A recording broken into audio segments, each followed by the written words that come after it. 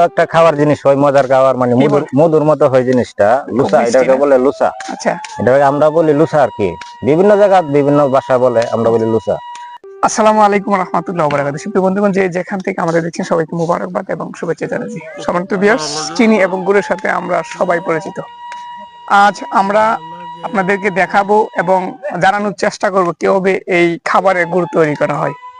আর এই বিষয়ে বর্ণনা দেওয়ার জন্য আজ আমাদের সাথে উপস্থিত আছেন ভাইয়ের নামটা যদি বলতেন। কি নাম ভাইয়ের? আমার নাম আইনাল হক। আইনাল হক। আচ্ছা, এই যে খাবারের গুড় আপনারা তৈরি করেন, জি জি। একটু বলবেন কি দর্শকের উদ্দেশ্যে এটা কিভাবে তৈরি করা হয়, কোন প্রক্রিয়ায়, কোন প্রসেসে?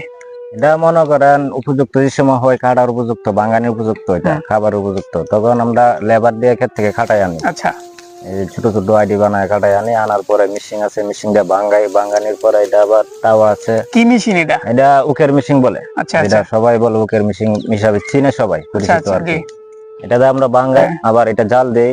জাল দিয়ে এটাতে অনেক ময়লা উঠে, অনেক আবর্জনা উঠে, এটা আমরা পরিষ্কার করি। লোক আছে আমাদের, লোক দিয়ে পরিষ্কার করি। পরিষ্কার এটাকে বলে তাওয়া, মানে আমরা যেটা জাল দেই এটাকে তাওয়া বলে।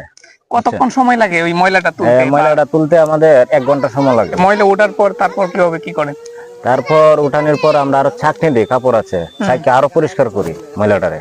লাস্ট পর্যায়ে যায় যে সময় গুড়টা হয়ে যায়, এর কিছুক্ষণ আগে আমরা আবার চাকনি দিই। আচ্ছা, এটা কি বলেন এই যে গুড় হওয়ার আগে যে গুড় হওয়ার আগে এটা মানে এটা